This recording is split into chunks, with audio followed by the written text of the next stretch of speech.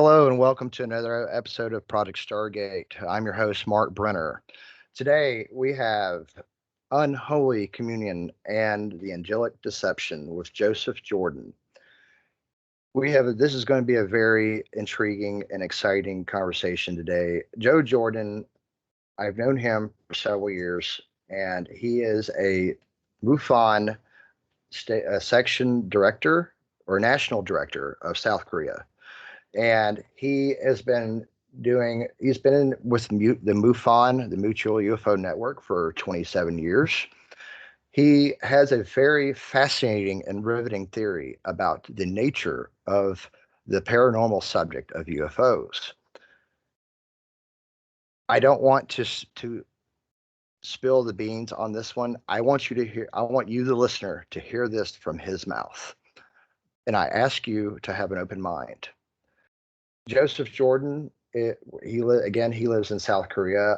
He also is the head of a research group called the CE4, which is short for Close Encounters of the Fourth Kind. And he co-founded it with some other people in 1995, and they've done some symposiums in Roswell, New Mexico, and some other places too. I'm not sure. We'll find out here in a moment. But anyways, he also is the author of a book called Piercing the Cosmic Veil. You shall not be afraid of the terror by night. And he wrote this book based on the findings of his C4 research group. The book is available on Kindle format, and I think paperback as well. It's available on Amazon. Please check it out. But without further ado, Joe, I am so thankful to have you here. Thank you for being with us, and welcome to Project Stargate. Yeah, thank you, Mark, for having me on. Thank you for the opportunity to share my research with your listeners. The honor's mine, sir. Joe, you've been doing this for quite a while, and I've been following your research actually for probably about 12 years or so, something around that neighborhood. And you have a very unique uh, outlook on the UFO phenomenon it's slightly different from other people's point of view. And what I've always said on this program, Joe, is I think we all need to listen to each other to understand what we're saying and not listen to respond. I think that's a communication breakdown that's prevalent in society in general. But I think it's very important in the UFO and paranormal research field because even if you don't agree with someone's findings, you can always learn something from them. And I think you may be onto something. And without further ado, could you tell us a little bit about your background and how you got into the UFO research field in MUFON? Sure, I'll take you through on how this all started and how I got to the findings that we have today. But you make a good point there before I start. You know, something that I've found in the 27 years that I've been doing this, that different researchers come at this phenomenon from different perspectives. Some of the things they find you may not agree with, but that's not the point. The point is to be able to bring all the pieces of the puzzle to the table so that we can have a full picture of what this phenomenon is about. Even if something is not accurate, that plays an important part in putting this puzzle pieces together. Okay. It gives us a better understanding of what we're dealing with. And to leave a piece of the puzzle out just because you don't like it or you don't agree with it, um, that's going to change the way the picture looks. You can't get a complete puzzle picture. And, anybody that's done puzzles understands that. You got a piece or two missing, it looks horrible. It's not a finished product. It's not the accurate answer that we need. So I'm all about giving everybody the opportunity to bring their piece to the table to see if it fits in to make this picture that we're looking for, the complete picture of the UFO phenomenon. Too bad our politicians can't have the same attitude you have, Joe. But continue, please. Yeah, I know. That's another subject and another podcast. Absolutely, man. Well, to tell you how this all started out, I didn't go looking for any of this. I have to tell you that. When I started out into this realm in 1992, I was not interested in the UFO subject matter at all. I kind of fell into it by accident. I happened to pick up a book on a trip I was making to Alaska to visit my brother. who I hadn't seen in some time. He was in the Air Force, and I had an opportunity to fly up to Alaska on vacation to see him. Well, flying out of Orlando, Florida, that's a 10.5 hour trip to get up to Anchorage. And I thought, I got to have something to read on this plane, because this was back prior to all the gadgets we got nowadays to pass our time. So I went into one of the local kiosks there in the Orlando International Airport looking for a magazine or a book, something to pass the time. And as I'm wandering around through the kiosks, I'm looking at magazines first. Nothing caught my attention that I really wanted to buy and look at. So I went over to the paperback section, and I was an avid science fiction reader when I was younger, and I love science fiction. And the reason I love science fiction is because I grew up as an army brat overseas, and we didn't have TV. The TV that we had was, in a different language, so it wasn't going to do us any good to watch it.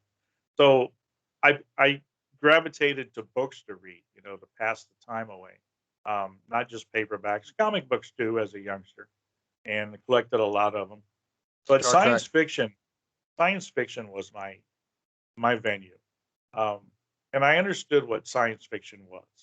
Science fiction was escapism, just like any book is, fantasy or a fictional novel. It's an opportunity to escape into a story, whether it be about another world or another lifetime, but it's fiction, and it's just escapism is all it is. I chose science fiction as my form of escapism. There's others, there's westerns and everything else you can choose too, but science fiction was mine. But I understood what it was. I understood it wasn't reality. There was a fine black line that separated fiction from reality. But when I picked up this book in this kiosk and I looked at it and I thought, oh, a science fiction book, I read the cover, everything about it read science fiction. But when I turned it over and looked at the back side of it, it said it was a scientific research investigation of an event that happened in Roswell, New Mexico in 1947, an event that involved a supposedly flying saucer. And I thought, this can't be real. This is fictional stuff here, you know? So this book was graying that line for me, between reality and fiction. And I didn't know how to grasp that. I didn't know how to make sense of that. And this is the book I picked up, by the way, UFO Crash at Roswell. Okay. And I bought that book and I decided I'm going to read this. I'm going to find out what this is about. It looks very interesting. So I started it, on the flight. My spare time while I was in Alaska, I read some more. And it wasn't long. I zipped right through that thing. And that opened me up to a million questions. You know, I couldn't I can understand how imagine. this was possible. So I had to find the answers, and I don't know where to go for answers. Like I said, I wasn't into this UFO stuff at all. Wasn't into that. Um, my life was a busy life, working full time and raising my son and just trying to survive weekend to weekend. You know, but Absolutely.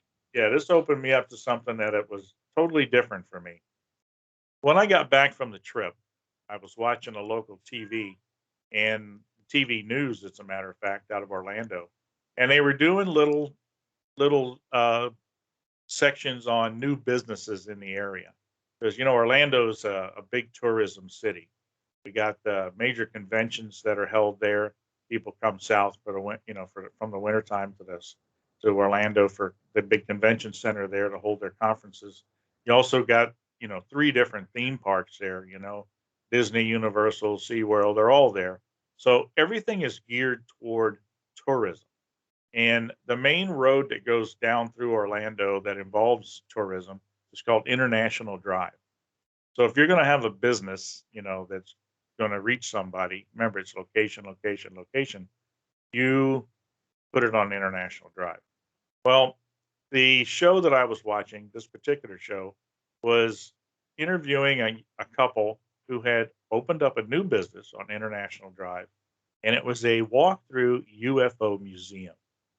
And I Wow. watched this segment, where the guy actually took the reporter through the museum and showed him things. And And it's a historical type museum. There's no real artifacts for UFOs, but it's a history of ufology and all the news and articles and stuff that he had up there, and it was really really nice setup. And I thought, if anybody knows answers to my questions, it's probably this guy. I didn't know where else to go to find answers at that time. So I took the information down on where he was at, and a couple Saturdays later, I had an opportunity to go over early to Orlando from where I lived on the coast and check out this museum. I get over there, and he's just opening up, and him and his wife are there, and I introduced myself and told him about what I had come across this book, and it just caught my interest, and I wanted to know more because I had a lot of questions that needed answered. And he says, "Well, let's take you to the museum, and I'll give you a history of the whole phenomenon. That'll educate you kind of fast." And I followed him through the museum, and I asking questions as we went along, and we got to the end of the museum, and you come out, and he had a little area there of books and magazines and things like that. And I'm looking at the different books and magazines, see if there's anything else I might want to pick up while I was there. And I noticed some interesting books and magazines that he had that I didn't understand why they were even in this museum. They were very strange. It seemed like they were should be someplace else. But moving on, I ended up making quite a few trips over to talk to this guy, because he wasn't busy all the time. And whenever he had time, him and I would just sit and chat and get more involved into the subject matter. Well, as he saw that my interest was getting bigger and bigger and bigger into this, he asked me, he says, "Hey, how would you like to become actually involved in this phenomenon as a researcher, investigator?" And I says, "Well, how does that happen?" He says, "Well, let me introduce you to the Mutual UFO Network." And he had been a former state section director for Orange County, where Orlando's located at one time. And he's still a member of MUFON. And he says, let me introduce you to MUFON and what it's about. And MUFON is um, MUFON's Mutual UFO Network, and it's the largest existing network in the world, research investigative network in the world right now. And it has thousands of members worldwide, and it consists of an executive director that runs the whole thing. Um, they have their admin and everything else that works there, and then it breaks down to different directors: director of investigations, director of media, all of that. And then it breaks down to national directors of different countries, where you're in charge of a country for reports coming in. And then it breaks down lower than that to state section directors, like in America, where you are a director of your county or a number of counties. And then it breaks down lower than that to field investigators, where these are the people, boots on the ground, that are following up on sighting reports that come in. They go out and do the interviews, get the questions, answered about the events that people are seeing. And then all of this gets documented into a huge database that they've been building since 1969 when they were founded. And I thought, wow, this sounds great, And he says, yeah, there's a lot of consultants on board too, PhD, people in their fields, doctors in their fields, scientists in their fields of study, and they're all available to access, if you have questions about cases that you're involved in. So it's a really good organization that's set up to do this kind of work. And I thought, man, that would be great. So I joined MUFON initially as a journal subscriber to get first involved and learn about it.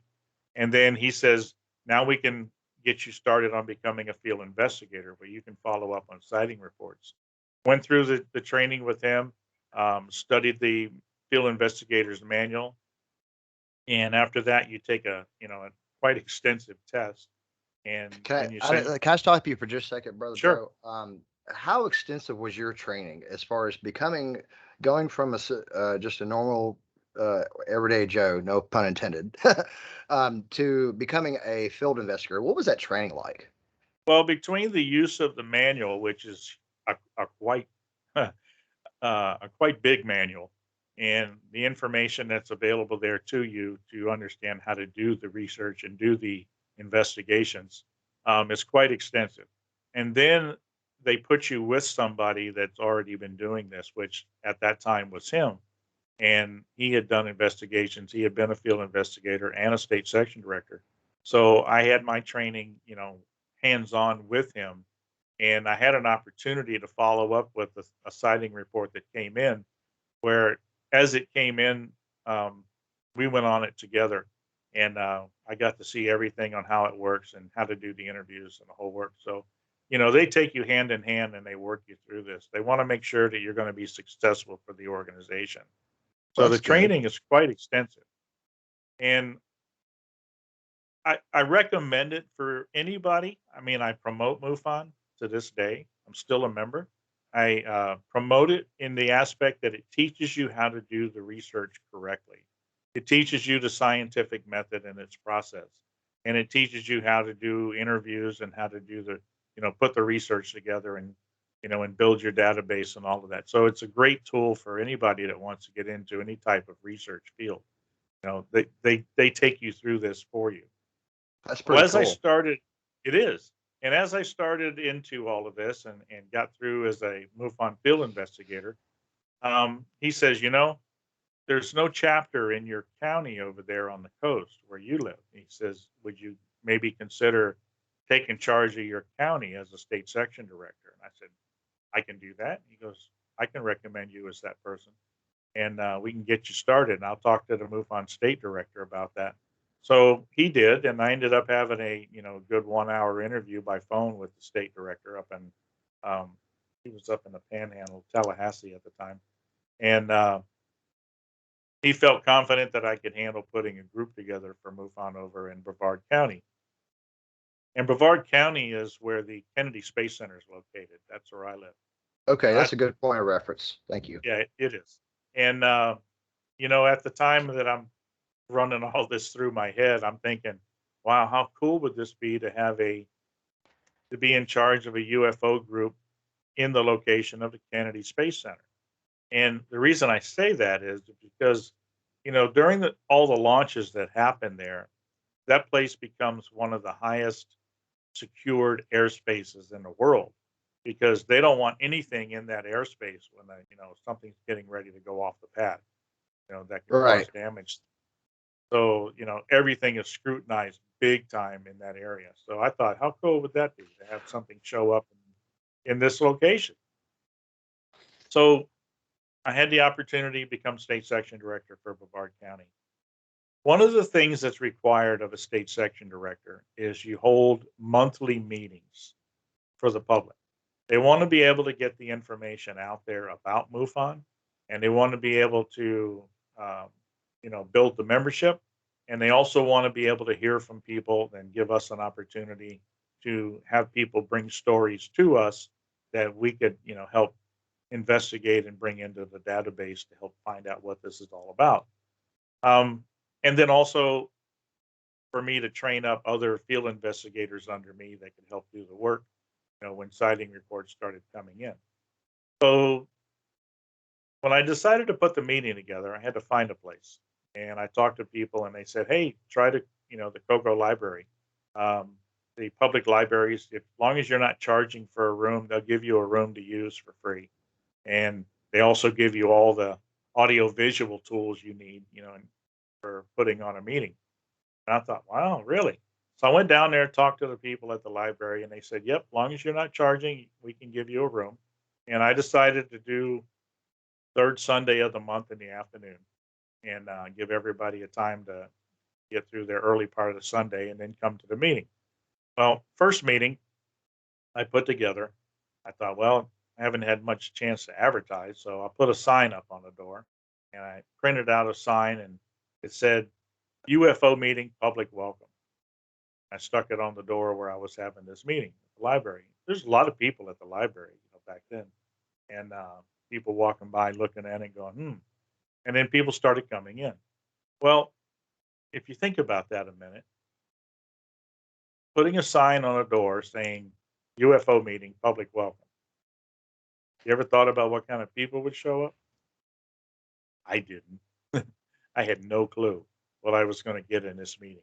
And it was quite fascinating, the people that came in there. So it was a big All walks, shock. Yeah. Big shock, huh? All walks of life. I will tell you that, you know, but the stories were just incredible, you know, and I was just blown away by how many people had experienced some form of the UFO phenomenon, and there were just stories abounding. But what was interesting is people were coming in there seeing us as MUFON, and I had my field investigators that were trained up working with me there at the meetings, and they saw us as an authority figure in the subject matter. They were coming to us for answers about what had happened to them. Well, they didn't understand that we were hoping to get answers from them, because we weren't the experts. Nobody's an expert in this field, really. Right. Um, there's no college class for it.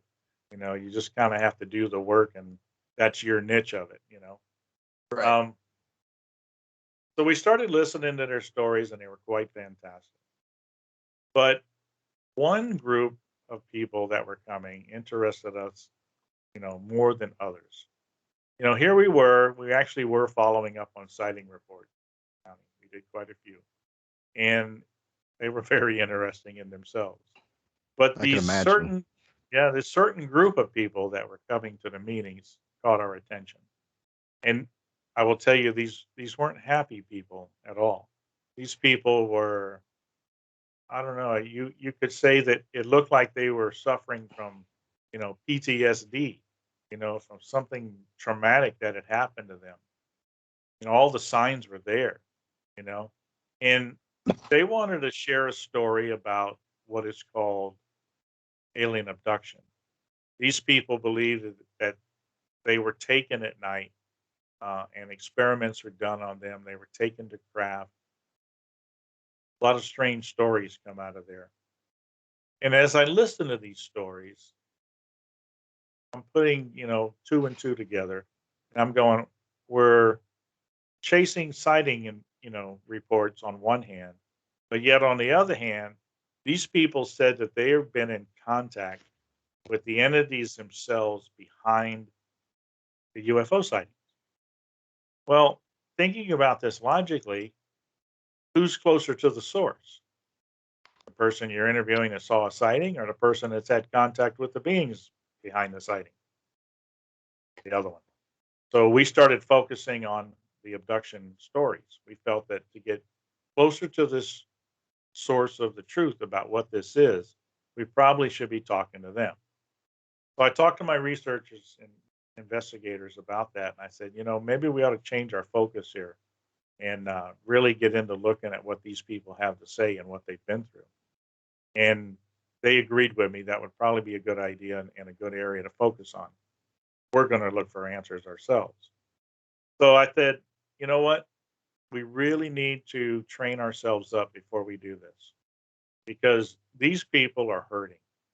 These people have been through, I, I'm just going to say it, they've been through hell with these experiences. And Absolutely. they're looking for answers, from somebody to help them out, because this experience happens to them when they least expect it. They don't know when it's going to happen again. It seems to continue in people's lives. The experience itself is very traumatic. Some of them even horrific, I could say. And this is not something they seem to have asked for, and they have no control over it. They don't know how to make it stop, and they can't share what's happened to them to friends, relatives, coworkers, because they think they're crazy. So they're lost, and Absolutely. they're truly lost. So we decided to consume as much information as we could on the subject matter so that we wouldn't do any more harm to these people. So after going through that process, and we said, all right, we're ready to start into this. And we started documenting, their stories. We started using VHS recorder to capture their stories and document them. And what we were looking for was any similarities between the cases that would, give us any hint on what was actually happening here. And that's when things got a little different. But How much before it, similarities did you see? well, Did you see a there's a lot of lot of common factors here? Because I've seen a lot of common factors, but I just want to know what you saw. there were a lot of common themes, I should say, to the experience that they're recalling. But they're at the same time, the details were different. In other words, the entities never were identified as being looking exactly the same from person to person. Interiors of the craft that they said they were taken to were never identical between person to person. It's like, how could you have the same scenario happening, but with so many different entities and so many different types of craft? Why do you never see two of the same? Those are some of the things that I call red flags of ufology. Those are some of the things that make you go, something's not right here. Well, as we started into this, research, um, I also recognized that, I couldn't do this as a MUFON investigator, a MUFON member, because at the time, MUFON wasn't set up to investigate the abduction experience. Um, they didn't have a protocol for it. They didn't have a training for it or anything like that. So instead of coming in the name of MUFON and risking any issues with them, we decided to set up our own separate research entity that we would allow MUFON access to all of our findings and the public access to our findings. We wouldn't be hiding anything. We wanted to get the information out there. And, Right. so what we decided on as a group name was very simple because this dealt with abductions. And we decided to call it CE4 Research Group. And CE4 stands for Close Encounters of the Fourth Kind. And these classifications of encounters comes from not Jack Valet, but J. Allen Hynek. He classified the different type of encounters with UFOs or aliens years and years ago. You got close encounter the first kind, close encounter second kind, one that everybody's familiar with from the famous Spielberg movie of the 70s, close encounters of the third kind. And actually, at the end of the movie, you can see J. Allen Hynek in the movie. He plays a cameo role in there. That's so And cool. yeah, and then you have also the fifth kind and the sixth kind. I don't think there's any more than that he went. What is the fifth? And so I know the fifth kind is something. Wasn't that coined by Dr. Stephen Greer, and wasn't that his deal, pretty much? Well, he's using in his work the CE5, and the CE5 is initiating a telepathic type contact with the entities. That's Okay? dangerous. Yeah, it is. That's a whole nother subject. What's the C6? I'm not I should be familiar with that, but I'm not that familiar with C6. I've Close heard of it, encounter, but I don't know yeah, much about it. close encounter of the sixth kind deals with cases where there was a result of injury or death to the person that was Okay, involved. And copy there that. are some cases out there that represent and fall into that field that they've Let's hope not found, many of them. not many of them, but there are some that they feel fall under that. Now back Okay. to where we were, we decided CE4, which was close encounter, fourth kind, which deals with abductions. Keep it simple. People can recognize it, and off we went into our research. We started documenting the cases. We started looking for any common data between them. And, you know, one of the things I found early on dealing with these abductees, one that they were hurting people. They were hurting type of people. They'd gone through very traumatic experiences. They were looking for hope, and some of them seemed to have found some type of hope that they were grasping onto, um, and I didn't recognize what it was. And as I started exploring it to see what they were doing here, um, something came back to mind. Something familiar stood out, and I couldn't quite put my finger on it. And the more I looked into it, the more I remembered. I know I've seen this before. And remember, I told you that when I walked through that museum, when I got to the end of it, there were books and magazines that I thought didn't belong there. They seemed like they were, part of something else. That Yes, was sir. what this. That was what this was.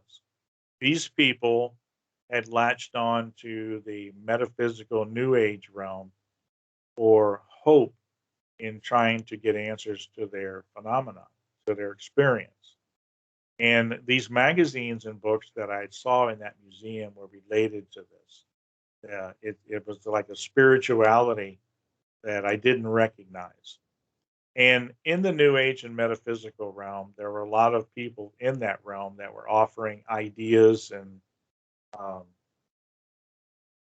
methods that they hoped would help these people terminate these experiences or help them live with the experiences. Another aspect of hope was being able to come together with other experiencers in a group setting, and be able to talk about your experiences and be able to learn how to cope with them. But think about that for a minute. Who wants to cope with this? Who wants to continue to live and just learn how to deal with it, and how to live your life normally while you're being taken against your will and horrible things are being done to you. Nobody wants that. They want it to absolutely stop. So group therapy is not something that's going to, you know, be an answer for these people. But yet these were the things that were offered at the time. And as I started looking at this pseudo spirituality, new age that they were grasping onto, I came to understand that this seemed to be all that was available for them at the time. There was nothing else out there for them. Um, there was hypnotherapy. Hypnotherapists were charging you hundreds and hundreds of dollars a session to help you do what? Recall some memory that you didn't have before. You had enough horrible memories. What's more going to do? It was more for them to be able to build their research up than it was for the person themselves. Just because you pulled more memories out wasn't going to help you, live with it any better, and definitely not going to help you stop it. So this is what I was seeing here, and I didn't quite understand fully how the New Age was helping these people in any way at all. So I started to explore it myself, and as I did, I changed. Because like I said, this new age metaphysical realm is a type of spirituality, uh, different than other isms of the world, and in the way that I saw that at that time when I got into this, I was an agnostic humanist. That's the way I started out into the UFO realm, Right. as a MUFON person. Totally didn't believe in God, didn't believe in religion, didn't follow religion. I believed in evolution and Big Bang, all those things. The science aspect. Show me the nuts and bolts of this stuff. But as I started into this exploration of the spirituality that these abductees were dealing with, I realized that I myself was missing something in my life and couldn't quite put my finger on it. And this was attractive to me, this new age realm, because it offered something that I hadn't seen before. It offered spirituality without accountability. And that's something that's enticing to anybody, Absolutely. because most of the religions of the world, the belief systems of the world come with an accountability of yourself. Well, not in the new age. Everything was about experiences and growth in life. And, you know, so I thought this is interesting stuff. Well, as I explored it and got deeper and deeper into it over the next 4 years, I ended up falling right into it completely, became a new age practitioner myself, even to the point to where my fellow Christian friends, I was converting them to the new age realm. And, people might ask, how could you do that? And I said, well, they didn't really know what they believed, and it wasn't easy to convince them that there's something other out there. There's something better, you know? And Right. so I spent that next period of my time in research, from that perspective. So I've had the opportunity to look at the UFO phenomenon from the viewpoint with the glasses of being an agnostic humanist, and then I now had the opportunity to look at this from another perspective, and that was the perspective of the metaphysical New Age viewpoint. So I've had the opportunity to look at this from two different distinct viewpoints, perspectives. And most researchers don't have that opportunity. Well, as I continued into my research and exploring this, it wasn't long before I got to a point in 1996, very busy year for me. And a lot of things were going on. I was kind of wearing myself thin near the end of the year with projects we were working on. And I had a girlfriend at the time. I wasn't married. Um, I had her working with us as an investigator with abductions because, a lot of the experiencers, actually a majority of experiencers are female. And a lot of the memories that they have deal with a very sexual nature during their experiences. Yes, they And do. it, Absolutely, they do. yeah, and it can be uncomfortable sitting in and probably risky to sit in a room, one on one and listen to these type of stories. So it was good to have her present with me, or even better, just to have her do the interview and investigation and just relay the information back to us. So interesting thing about my girlfriend and I is here I was full blown into the new age, crystal rolling new ager, carried crystals in my pocket for protection. And she a professing Christian. Not a walk the walk Christian, but a professing Christian. She catches me one day realizing that, things aren't going good. I got a couple cases I'm working on that seem very dark and sinister in nature. I didn't understand them. And things were weighing on me big time. And one Saturday, I was at her home, and she sits me down. She says, I got to talk to you. She says, I think you need protection in this realm that you're dealing in. I see some very dark things here that I think you should have some covering over. And I said, well, what do you mean? I got my crystals here that, this one does this one does that. She says, no, I'm talking about some real protection. I said, well, what do you got to offer? 'Cause I'm always open to something new and better. Well, she reaches over and picks up a Bible and hands it to me. And she says, it's in here. And I said, wait a minute. We talked about this.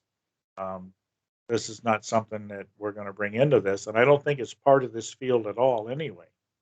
And she says, I do believe it is. And I think you need to look at what's in here. I think it could be good for you.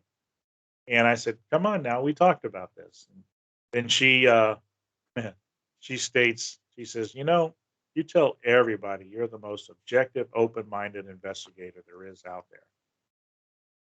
I do. Well, I just been had. So I said, all right, let me see what you got. And she started into sharing with me the Christian gospel from the Holy Bible. And I grew up in the church. I grew up in the church, involved in it with my parents, all the way to my senior year in high school. So something turned me off from it. The world ate me up from there. But as I heard her give this gospel message, it was like, I've heard this before, but never like this. And I realized at that moment that this was real protection that she was offering. And I said, I want that protection. How do I get that protection? She says, it's very easy, very simple. Just accept it. And on that day, November 10th, 1996, I gave my life to Jesus Christ. I Wow. now became a Christian. So what's a Christian? You know, here I am, an investigator, inquisitive type of person. I'm like, what am I now? You know, what is this? I'd like to know more. And one of my partners that I had founded CE4 Research with happened to be a Christian also. And, he kept his Christianity to himself, let me be myself. And as I asked this question, what's a Christian? He says, I got this friend that's got this Bible study course, very intense. It's 2 hours a night we could watch and on VHS, and there's 14 sessions, and I think you'd learn a whole lot real fast. And I said, that sounds good. And I got 2 weeks off at Christmas time, from the boat company because we shut down in the wintertime for 2 months. And he said, great, I'll set it up with my friend.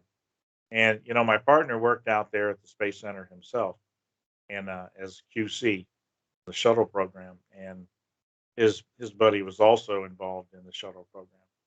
So he put it together. We had it in his friend's living room, and we started into the sessions during that 2 week time. Very intense Bible study. Very, very intense Bible study. Learned a lot real fast. About the third or fourth night, we're sitting there, and he goes to put the VHS tape in, and the guy starts out doing the lessons. He says, "We're going to talk about spiritual warfare." I went, "Oh, wow, that sounds cool. Don't know what spiritual warfare is, but sounds great." And I sat there and I listened as he started into it. And he started out by going to the book of Ephesians, chapter 6. And he said, "Who do we war against?" And he started out with verse 12. "For we wrestle not against flesh and blood, but against principalities, against powers, against the spiritual wickedness in the heavenly places." I thought, oh, but halfway through that scripture reading, I had a vision come to me while I'm sitting there of an alien gray in front of my face. And as he got to the end of the verse, that alien gray's face morphed into the most horrific thing I had ever seen. When I was in the New Age, everybody was all about getting visions and dreams and things like that. I didn't have any. But here I was, a brand new Christian, and I get something that the New Age talked about having, this vision in front of me. And while I was awake, no doubt, with people sitting right there, but this thing was as real can be. Can I And I stop said, you for just a second, Brother Joe? sure, Sorry for interrupting, but I just want to clarify something. When you had this vision that you're talking about, would you say it's a manifestation, an apparition of some sort? Was it in our three dimensions? Was it dimensional, or was it just like you're just seeing a mental image of this entity? just a mental image. Okay, You know, I, thank you. I, yeah, I could actually see through it. It was just an image in my mind that just appeared right there. Understood. Very, Thank you. very close, full size, and it was quite frightening as it morphed. And I was taken back by this whole thing. I didn't know why I had seen it or what. So I said, "Stop that video." And both of them looked at me and like, "What?" And I said, "I got to tell you what just happened to me and what I saw."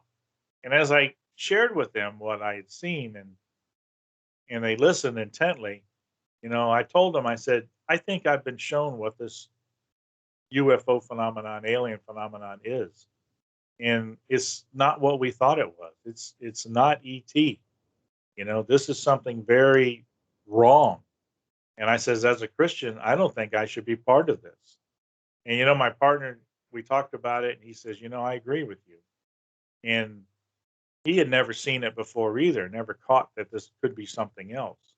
And I talked to him about it, and I said, I'm going to stop this research, and I'm going to give up being part of MUFON, and I'm going to just focus on becoming a good Christian. And he says, "Okay, I'll back you on that." So we decided that at the next meeting that we would go ahead and commence to shutting everything down. But you know what? I went through the studies. And a couple of weeks went by, and I get this small, still voice, and it's like, "You're not done." And I kept getting it, "You're not done." And I'm thinking, where's this coming from? My subconscious. What is this? God speaking to me? Does God speak to people? I don't know. So I give it a try. I said, "God, if this is you telling me I'm not done," I said, "Yes, I am. I know this is wrong. I don't want to be part of this." You know, I Right. hear another voice again.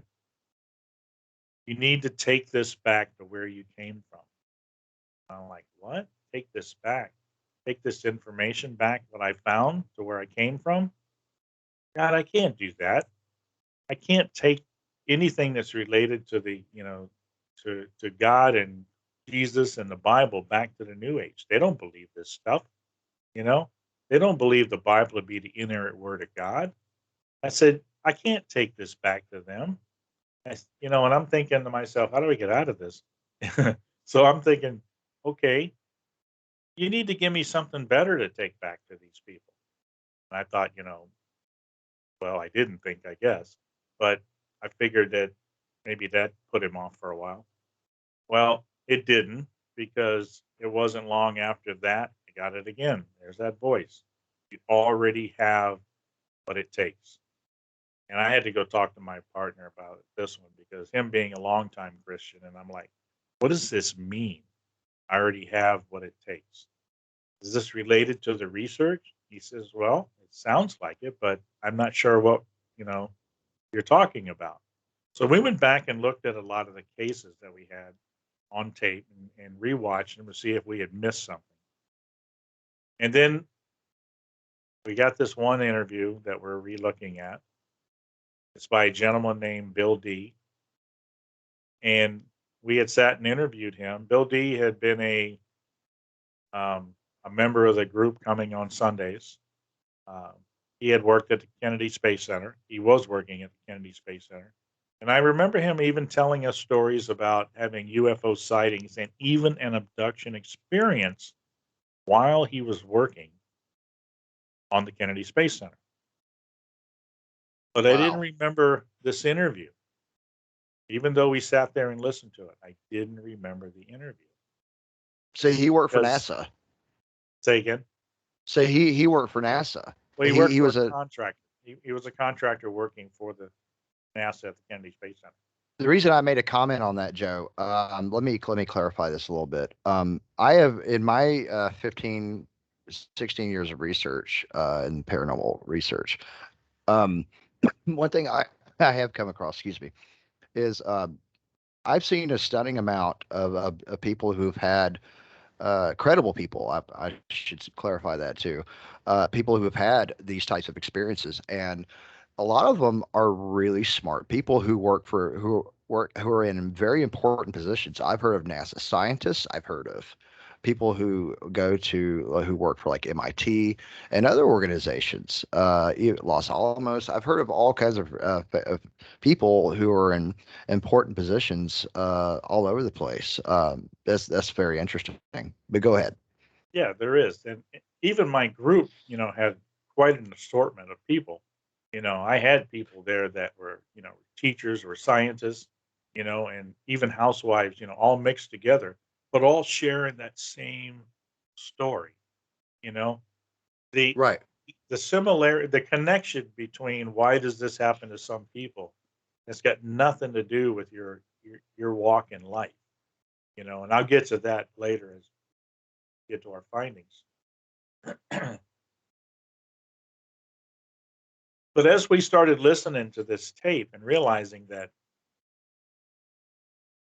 we didn't recall this information, something was here that we just missed completely.